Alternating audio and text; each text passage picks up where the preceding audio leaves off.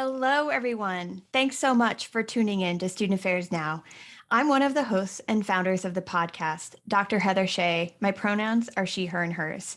Today, in honor of our upcoming one-year anniversary, we are thrilled to be re-releasing our most listened to and watched episode of the past year, a discussion Dr. Susana Muñoz hosted when we first went on the air on October 7th. This episode features a great conversation with the three authors of this book, Identity-Conscious Supervision in Student Affairs, Building Relationships and Transforming Systems. We suspect this episode has received so many hits over the past year because this topic is perpetually relevant. This episode provides practitioners with practical and strategic approaches to engage in the self-work, identity exploration, relationship building, consciousness raising, and organizational change. If you are looking for tools to make you a more effective supervisor of staff from a range of backgrounds, this episode and book provides one key tool towards improving praxis.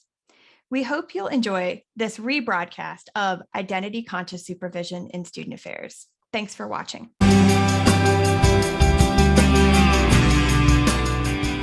Hello and welcome to Student Affairs Now. I'm your host, Susana Muñoz. Today we're talking about a new and exciting book titled Identity-Conscious Supervision.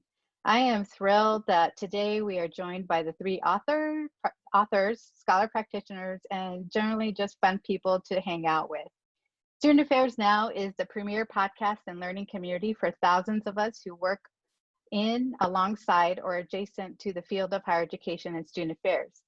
We hope that you'll find these conversations make a contribution to the field and are restorative to the profession. We release new episodes every week on Wednesdays. Find us at studentaffairs.com or on Twitter at STUAffairsNow, ! As I mentioned, I'm Susana Muñoz. I'm an associate professor and program chair in the Higher Education Leadership Program at Colorado State University in Fort Collins. My pronouns are she, her, hers, ella. I'm hosting this conversation today from Fort Collins, Colorado. With respect, I want to acknowledge that I am on the lands of the traditional and ancestral homelands of the Arapaho, Cheyenne, and Ute Nations peoples. Now let's get into our conversation. We're here to discuss a new book titled Identity Conscious Supervision in Student Affairs, Building Relationships and Transforming Systems with three of the authors. Please introduce yourselves and the relationship that you have to the topic. Well, thank you so much for having us. My name is Rob Brown. My gender pronouns are he, him, and his, and I serve as the Director of Social Justice Education at Northwestern University in Evanston, Illinois. And I'm calling in today from Chicago. And in addition to that, I'm also a third-year doctoral student in the Higher Ed Leadership Program at Colorado State University. And so what kind of got me engaged in kind of doing this book is really my lens is both like a scholar and a practitioner. And so as a practitioner, I have been supervised, I am a supervisor, and it is super hard. It is just a very difficult thing. And I think as a supervisee, I don't know that I always understood that complexity, made sense of it, until I was really in the role of a supervisor, particularly of professional staff. And so it's really through some early conversations with Shruti, who was my supervisor at one point in my career, that we started talking about some of those complexities and realized that more folks in our field needed to start having some of these conversations, particularly with a clear lens around inclusion and equity, which is kind of thinking in an alignment with my broader research interests in equity and inclusion in higher education. So through time, I've been able to partner with Shruti and Craig, who will introduce themselves in a moment, and have really been fortunate to continue to build really strong partnerships and collaborative relationships with them. But more importantly, just really strong friendships. So I'm excited to join you all today. Thank you. Sure, Shruti. Thanks, Rob. And thank you for having us today. to talk about this, and just it's always a great opportunity to spend time with Greg and Rob, so I always appreciate that. My name is Shruti Desai. I use she, her pronouns. I serve as Chief of Staff for the Gephardt Institute for Civic and Community Engagement at Washington University in St. Louis. And I'm on the academic side of the house, so a little bit different of a lens. And as Rob mentioned, we went on a supervision journey together, and in that had a lot of conversations about identity. And as identity is important to me, equity and justice work is really important to me. I always felt some dissonance between the way that I was told to supervise, the way we did performance evaluations, promotions, merit raises, and my values around identity and inclusion and justice. And when I started interrogating that a little bit with the team that I worked with, we found that a lot of us were struggling with this. I think you couple that with the retention and job satisfaction and mental health, more and more challenges that professionals who have marginalized identities face. There's a clear need in our field to talk about supervision. And a lot of times people leave jobs not because they don't like the work that they're doing, but because they don't like environments and managers. And I think we have a lot of work to do and a lot of growth that could happen in our field around that intersection. Thank you. Beautiful. Yeah, just echo, thank you for being here, for having us here today, and love time with Rob and Shruti. Every time we get to do this, it's a joy. So yeah, my name is Craig Elliott. My pronouns are he, him, and his, and I currently serve as the Assistant Vice President for Student Affairs at Samuel Merritt University in Oakland, California, and also have a leadership role in ACPA as well. Yeah, just this was a journey. I think we talked about, so there's so many stories in the book from our own experiences of the okay supervisory experiences, the handful of really good ones that we had, but a lot of really challenging experiences that we had along the way. And you know, this, I mean, I share with Shruti and Rob about this kind of motivation that I had about I wanted to do better. In my supervisory experiences, you know, it was a lot of on-the-job learning, identity was always at play, and I never knew how to engage it meaningfully in the relationship, so that kind of drove me to being a part of having these conversations with Rob and Shruti. But I also say I knew it was something for us. That was our motivation for doing presentations and writing this book. But I'm still surprised about how much of a need it is out there for others. The demand out there and the continued conversations about people needing help engaging race and gender and orientation and class and ability, and how all those things play out in our lives, but very specifically in a supervisor relationship, and how there's lots of challenge and fear there, but also the potential for transformation. This could be a really powerful relationship in our lives if we all did our work to have that happen. So there's some really great positive hopefulness that has come out of this for us as well. So just great to be here and be in conversation with y'all. Yeah, this is awesome. And I love that this, you know, this kind of stems from personal experiences that you've all had. And you're absolutely correct. Like I remember being, you know, in my practitioner role and not necessarily getting a lot of guidance around supervision. But I kind of want to understand a little bit about sort of your sort of where you sort of enter in the conversation in terms of personally. And so Rob, like, can you explain what motivated you to write this book and from sort of a personal sense, and why you feel it's important in the fields of student affairs and higher education? So, so just in like full authenticity, right? We did not go into this sitting down saying we want to write a book, you know, and I think some of that is rooted in our backgrounds as practitioners.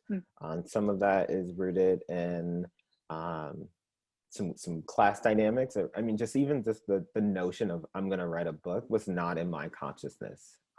And so as I as I kind of gained some motivation to write this book, a lot of it came through doing what I'm more, apt to do, which is present. And so, Shruti and I, and then Craig joined, we were presenting on this topic with practitioners. And as we were engaging with them, there was this hunger that we were receiving from them for more. Like, we want more, right? We need this, more people need to be talking about this. And so some of the motivation just came out of a need to be responsive. And then an invitation, right, from Routledge, our editors, to think about, and I think in some ways that invitation from them was immensely validating for me to think about this as a scholarly endeavor and a practical one. And then as we actually just kind of got into the outlining and the brainstorming process with each other, Shruti, Craig, and I are very much so grounded that this needs to be both kind of a head and heart exercise. So kind of how can we think about this intellectually, but also how have our own lived experiences really informed the lens in which we kind of experience the need for this text. And as I reflected on that personally, I am the youngest professional of this group, and so just in my young career as a Black man working in student affairs, I often have navigated isolation around those identities and finding community, finding mentorship. That was a big aspect of my supervisory relationship with Shruti, and kind of what started getting this ball rolling of kind of how does identity play out in this role of supervision. And there's really two real, I think, seminal moments that have validated the need for me to write this book. And I think one was with Shruti and talking about this need for kind of Black male mentorship and why I couldn't find that at the university in which we were working, and really leaning on her for that as a supervisor. And at one point in our conversations, I think she was really great about hearing that and wanting to connect me with colleagues and folks that she knew who could provide that type of lens and support. And then after a while, as I kept pushing, she, rightly so, pushed back on me and shared well, what am I to you? And I think in that moment, I was like, whoa, totally missing and erasing the mentorship that I'm receiving from Shruti as another person of color, woman of color, who has shown up and held so much space for me to process through my identities. And so even just to think about identity with more complexity in the context of supervision was kind of one motivator. The second experience that really stuck with me came after our time working together.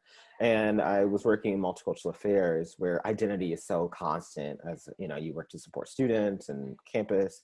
And it was about 5 years ago, I was making sense of the murder of Eric Gardner, and was just sitting in my office alone one day and watching this video, that first time that we heard I Can't Breathe, and was just at a loss and at such a low point, personally, professionally, but was in my center, sitting in my office. And that same evening, there was students quickly organized, and there was a vigil. And as a staff member, I got asked to attend that vigil by my supervisor and their supervisor, to show student support, to be present. And as I got out there, and I was gonna, just be there to be in solidarity and supporting students as they navigated kind of whatever might come up. Standing out there in the cold, I just started crying, myself personally. And in that moment, I was like, God, why did no one tell me I should not be here? Why did no one see me that night, right? As both a human and a student affairs professional, right? And I think it is in that memory, like it still lands on me so heavy. And I know that there are so many practitioners as we just this week, right, who had to sit and make sense of Breonna Taylor's loss and continued injustice and go to work and pretend and kind of operate as business as usual in the way that we have corporatized higher education. And I think that feeling that I feel that I can relate into with so many practitioners in this work, particularly people of color, but I think this work shows up around marginalization in so many different ways, you know, created the motivation where this book had to be written. Not to fix all of that, but at least to speak some level of truth into that void. And so that continues to be remotivating, and I find myself, as we continue to talk to folks about the book, that continues to be a major point of dialogue that folks are starting to reckon with and make sense of. Thank you so much, Rob, and thank you for showing up as you are in your authenticity. And I think what you've discussed is super real in terms of what we're navigating in these times. And in your book, you do talk about racial battle fatigue, and how you bring in critical race theory in terms as tenets to look at sort of our leadership models or forces of leadership. What do other folks think about sort of how we're navigating our current times, given the importance of this book?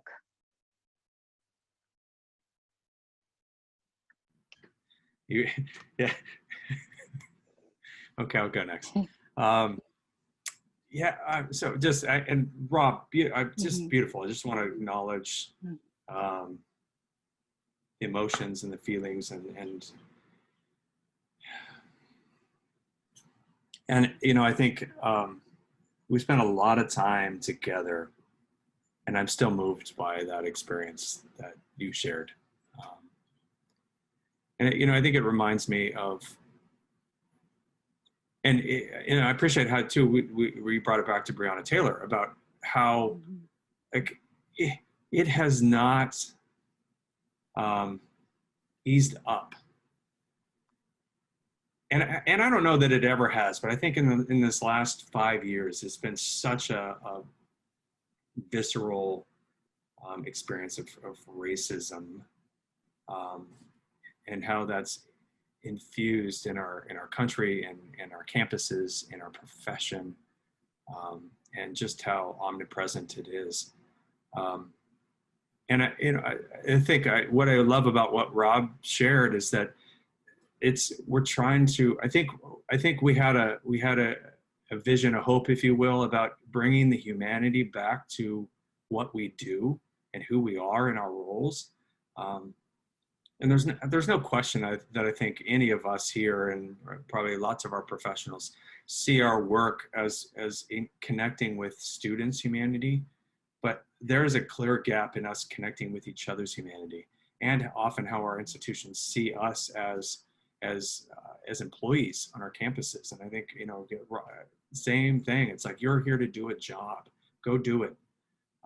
And you know, this kind of, and what we ended up calling this identity neutral way of engagement and way of relating with each other does so much harm and perpetuates so much pain and creates trauma. But you know, I think about the invisibility of our colleagues, our friends and colleagues that are giving their hearts and souls to care for students and educate them, and be some good positive force in their lives, and in our campuses and our leaders, and we, like, you know, I hold myself into that because I've done that more than I care to admit. But how we forget to see who's working with us in our tasks. Because of how we're trained, because of how the system works, because of how we're taught, we're onboarded, we're normalized, and told how to show up on our campuses in higher education. And you know, I think it's so it's so frustrating and hurtful, and I'm angry. You know, there's a lot of, we spent a lot of time processing through kind of all of our feelings and do this, but just this anger that it was, you know, almost 30 years into my professional career before I was able to have meaningful conversations about identity in my role on campus, and holding it in terms of supervision, but also as an AVP and an administrator on a campus, and what that means, and how do I show up with, you know, those are the interesting things. Like the showing up with is a whole different paradigm. Unfortunately, it's a whole different paradigm from what we've been given. And I think Rob talked about that. It's go show up for, rather than the show up with. So it's, you know, I think that the humanity, bringing the humanity back and the hope, because I still, you know, like, I think we still believe deeply in what we do, and as educators and as practitioners and caring professionals, that, you know, higher education can change the world. We can be a part of that transformation. We can help be really positive sparks for our students in all of their identities. And so this was a part of us trying to help make that happen. Awesome. I feel that the emotion of that this was a labor of love, but also deep emotion for everyone. And I honor that, and I think that's a beautiful thing that we don't necessarily see in student affairs scholarship, is bringing your full present self in the work, right? And so I appreciate that. And Shruti, did you want to add anything to that?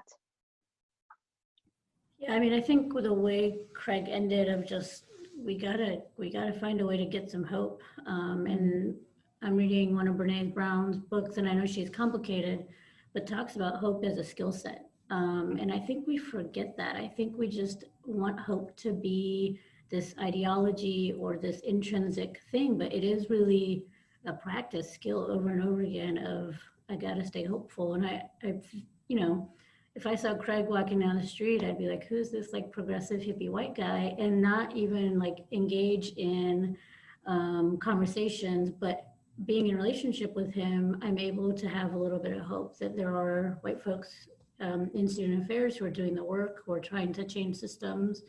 Rob, as a straight Black man, is always like, Shruti, you're like undervaluing yourself. You gotta, and so we advocate for each other in a way that disrupts these systems, that disrupts the messages that we've internalized. And I think that what we sometimes want to do in student affairs and in higher education is fix things without doing the hard, painful work of internal reconciliation. And I think I've been in St. Louis for about 10 years now, and was here when Michael Brown was shot and killed, and have had several incidents since then. And I remember the first time Michael Brown was shot and killed, the list of demands from students. And I remember now the George Floyd list of demands from students. And it is so frustrating to me, because when are we as higher education and as student affairs going to reconcile ourselves with the values that we impose, the values that we espouse, and the work that we're actually doing, right? And it is like, hey, Shruti, you're queer, why don't you go serve on the LGBT advisory board? Cool, I don't want to do that. I want to come home to my partner and hang out with my dogs, and or compensate me for doing that. And I feel also, I think we feel responsible of, I want this to be better for our students, and I want this to be better for our next generation. And so there's this constant like conflict of values that is occurring. And it's been interesting to watch as we were doing a series at work called Two Pandemics. One is the COVID pandemic and one is the racism pandemic. And it's been interesting to watch the university, across universities, of who's presidents and deans and vice presidents all really being in the weeds of COVID because people are dying. But when it comes to racism and people are dying, it's not the same response. And I'm like, what are we do we not see that people are dying because of racism and transphobia and classism and all of these other things? So I keep waiting and hoping for higher ed to have some reconciliation around this. And I see people leaving, our brilliant scholars leaving our field. And if they're leaving our field, I just wonder what's next for our newer professionals. Are we going to be able to keep doing work that really is impactful to our students? And I know for many of us, we're called to and love what we do, and we're also frustrated and want more from our institutions. Yeah, I totally resonate with that, particularly sort of like the discrepancy in labor and who's doing the work. You know, in my class last night in student development, we talked about this notion of agency, right? For students, it's a readily used concepts, but at what point is that labor for students that is seen as an additional burden that they have to endure on our college campuses? And yes, we see these lists and demands, and it's all sort of led by students. We sort of guise it under this sense of agency, but it's also labor that they probably didn't have to do if our campuses were just and humane spaces, right? And so I appreciate you bringing that into the conversation. And Shruti, I wanted to also talk a little about this concept of courageous leadership and how that gets enacted into the supervision. I really resonated with that. And I'm wondering if you can even talk about it. What does that look like in the academic affairs? How does that get talked about or practiced or implemented and enacted? So if you can say a little bit about that. Yeah, I think the beauty of academic affairs is tenure, right?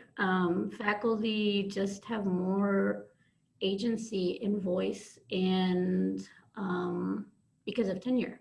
And so some of our biggest advocates, we had a panel last night about the debate, and the faculty members we had on it had the opportunity to explicitly name, this is racist, this is classist, this is, and I think staff and students, we have to walk a little bit more of a tightrope because we don't have that backing or the support that we're not going to lose our jobs, that we're not going to be suspended. And I think our students have a little bit more agency, but still they struggle with, I need to get a job when I leave here. I want to be hired, particularly our students from low income backgrounds who have a lot more on the line and don't have like the network of their parents and their grandparents and their whatever.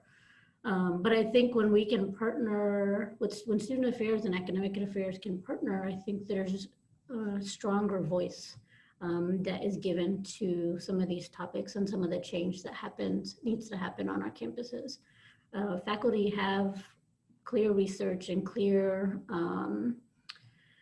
kind of critical thought and access to the provost differently than the average student affairs person does. And I think that the piece around tenure, when you can really partner with them and ask them to leverage their voice, that makes a huge difference. But I also think that that's how dollars are brought in, particularly on a campus like mine, that the med school and the research brings in huge dollars for the university. And I think we'd be fooling ourselves to say that doesn't matter. It does matter. Where the money is and how it's coming into universities is really important. And so if we can also leverage that, I think that starts to get on the radar of chancellors and presidents and board of trustees differently than students who are making demands, who have been making demands for the last 4, 8, 10, 12, 20 years.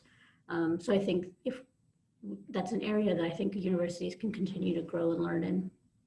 Thank you. Anybody want to add anything? Shruti talked about the courage with the power dynamics on campus and how to navigate that. I also think this idea of, for me as a white male, straight white male practitioner, it's also, for those of us in our dominance identities, about having the courage to lead these conversations and to start them. Because I think the way we navigate through some of the power dynamics and the fear and the lack of protection that some people on our campuses have is we're supervisors helping lead some of that. And, you know, I think as I'm working with new professionals coming in to work with me, I think it's us establishing that this is part of what our relationship is. But sometimes it's also for me to show up and say what needs to be said in a one-on-one conversation in the hallway on campus, when we used to go on campus and have conversations in the hallway, or in the meeting. White people we don't have good practice in this. And so there's a lot of fear of making mistakes in this whiteness. There's a lot of training that comes with that we have to unlearn. And I also want to acknowledge that if we've not had these conversations before, they're really hard to start. And so one of the things I think that we did a great job with is just saying, we have to start where you are, be messy, but try to do the good work in the moment. People will see that and hold that more than the fumbling and the mess that you make. And so we want practitioners, and especially those with dominant identities, to be courageous, to start having these conversations and have identity be an appropriate and an effective part of the relationship, because it matters. Yeah, I like how you brought up too that, you know, this notion of fear and the lack of protection. I don't think we have enough conversations about that. That just climate in itself impacts identity and how we show up. And so I'm happy that you brought that up. Rob, did you want to add anything to this? I would just echo that. I think in what Craig is sharing is that there's a vulnerability required that we are contextualizing supervision in that I think traditional hegemonic notions of supervision, it's top down. It's like, you do for me, I make the rules, I have all the answers. And I think we are trying to move from that kind of one direction supervision relationship to an actual relationship that is co-constructed and power aware, right? And so there's a giving up, there's a vulnerability that's kind of required within that. One other thing that I would say that, you know, our book attempts to maybe start having folks think about is, how are you also courageous beyond the individual relationship and advocating for change within your department, within the broader like human resources system at your institution. So it's great if you individually support me. That's wonderful. And if there is not broader structural change that that is increasing access to employment, that is putting equitable policies in place, that is ultimately going to either cause folks to leave the university or to never find their home at your university. And so as supervisors, depending on like your level of positionality and power and influence, I think that's another place where kind of we prompt practitioners to think about courage in that context, to intervene and to advocate at that broader level as well. Yeah, I totally vibe with that. I think, you know, the courage, you know, application to systemic change, to transformational change. Again, you know, we focus on sort of sometimes these band-aid approaches to higher education, right? But not really looking at it systemically in the institutional legacy that we have to really address in these conversations. So I appreciate that. And Craig, as someone, you know, who is, you know, the leader of one of the, you know, National Student Affairs Associations, ACPA, you know, how does this book maybe transform, you know, climate? You know, we talked a little bit about sort of, you know, notions of fear and, you know, this lack of protection. You know, how does our associations, you know, utilize this book to transform our campuses? Yeah, it was, and I would say too, so the answer I think we're talking about, it's systemic change, changing, and really part 3 of the book talks about the systems change work that we need to do, and both you and Rob also talked about it as well. And I don't, when we started presenting and when we started writing, this was not yet something that was formed. We knew that work had to be done at the individual level, the self-work and the work of relationships. But also, as Rob talked about, the courageous part about showing up in our representative roles, in our groupness, both in our professional roles, but also in our identities and who we are on our campus. But really, once we started to do that, we quickly began to understand that we can't be stopping there. We're here to do good work. Social justice asks us to change the system and not just resist oppression, but transform the environment so that oppression doesn't continue to happen, which is liberation. And so for us, really, we came into it with a liberatory mindset. And this is too where I think it's important, this idea of critical hope that Shruti talked about, that we believe that there is a possible thing out there. And it's not a naive hope, but it's a critical one to say it's gonna be a hard road, and we're gonna encounter resistance all along the way.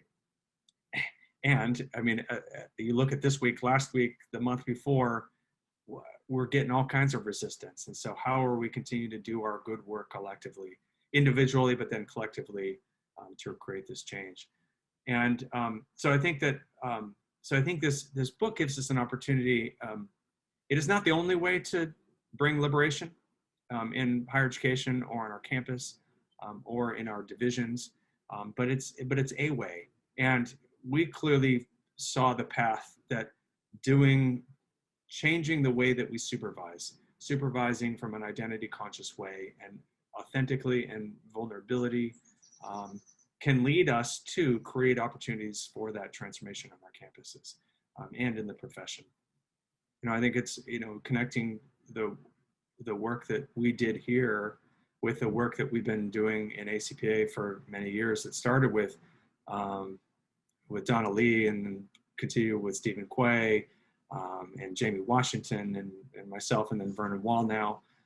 This strategic imperative for racial justice and decolonization. That's a huge map, a vision, a critical hope for transformation for higher education. And it's massive. And there's so many different elements of that. Their piece that they wrote was brilliant. And interestingly, there's a lot of similarities there about, love in the center that they wrote in, which is our relationships are the center too, and what we would also all say is love. But there's a path for that, and so one of the ways that we offered through this book is supervision is a key part about that. And I will say too, it's inspiration for me individually and me refining my own practice, but it's inspiration for me too to be a part of this change energy and to be a part of liberation on our campuses, that professionals that follow us, I hope we're influencing professionals to change now, but really the ripple that we put in place is going to be for the generations that are going to follow us. And so for us to be one small part of this bigger movement that eventually transforms higher education, so that it's a learning environment that allows every student who comes through to thrive, to find exactly what they need to be wonderfully challenged and grow, but for them to thrive and find their purpose and go out and to make their ripple out in the world. And so, so it's a big thing. And I think I wish we had 4 more volumes to talk about the change work that we wanted to do. And we also knew that it was important that we started here, that we didn't get lost in the big picture, but we talked about the really critical work that we can do on a daily basis for supervision that makes a huge difference. And I would say at that micro level, that if we can transform that experience of professionals coming to work and doing great, excellent work on our campuses, That's a huge difference that it makes. And that directly changes people's lives so that we can then continue to partner and change our students' lives. Yeah, I appreciate that. And, one of the things that I know I will be doing is assigning this book in our graduate program, because I think this is really a great way to not only influence sort of our professionals and rethinking how, we center love and hope as we navigate higher education, but it's so needed. It's so needed. And so I'm hoping that other programs will follow suit and assign this book in their programs. And so we're at our last question. I just kind of want to ask, this program is called Student Affairs Now. So what are you pondering or questioning or troubling now? And so I'll start with Rob. I know, put you on the spot a little bit.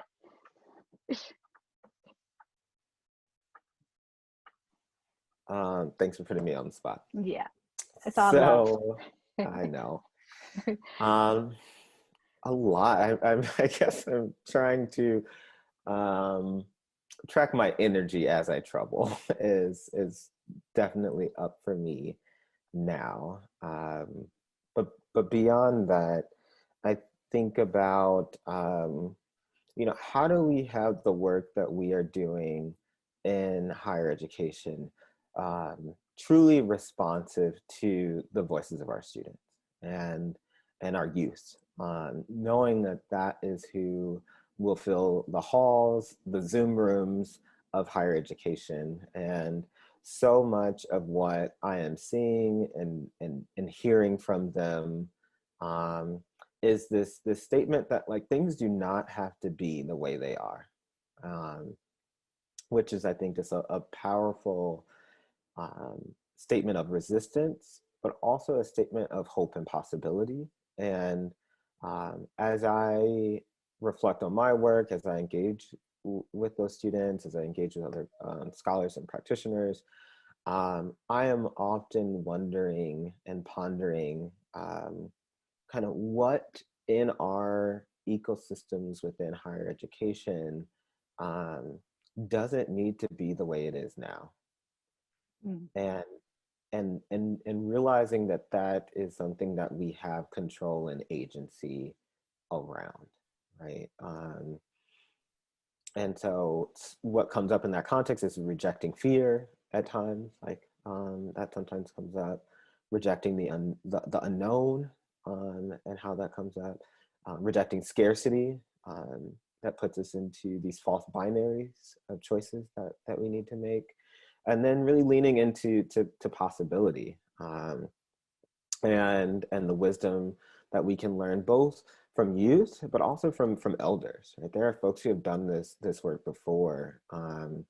There is radical transformation happening right now in the present, that we can be students of and become students of.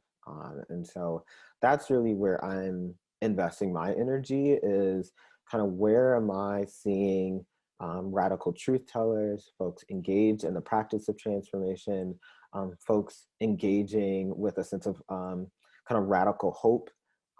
And I am running as fast as I can to those spaces, those people, those forms of literature, and trying to consume that energy as a way of looking forward. And I think there's so much of that happening right now, even as we are in the midst of what is an incredible mess in our nation, in our world, in higher education, and on our campuses. And so from an energy standpoint, I can only consume so much of that mess, right? Right. Before, it starts to bog me down a little bit. And so finding those glimmers amidst the storm has been something that I am looking to ponder, to question, to seek out in the now. I love that. Thank you, Rob. Shruti, what about you? Yeah, I don't get to spend that much time with students anymore, but I pay a lot of attention to newer professionals in our field. And as a South Asian woman, thinking about who role modeled and paved paths for us, I think about Mamta Akapati, Ajay Nair, Smita Razika, Shadia. And so there's folks ahead, but there's only 4 or 5 folks ahead. And I know that what they've gone through to get into these vice president, vice chancellor, dean of students positions, and the pain that they went through and the things that they had to listen to, and how many times they were told no and had struggled with imposter syndrome. And for that generation, being kids of immigrants, the whole notion of healing and mental health and therapy were not palatable things. And I look at this generation, particularly of South Asian professionals who are coming, and I see them valuing themselves, even when the system is saying you're not valuable. And I think that's when the power and the shift and the healing happens.